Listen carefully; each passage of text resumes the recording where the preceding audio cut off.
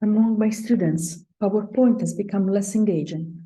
I still prefer it over any other tool, but maybe it's time I try to switch to something more in touch with their works.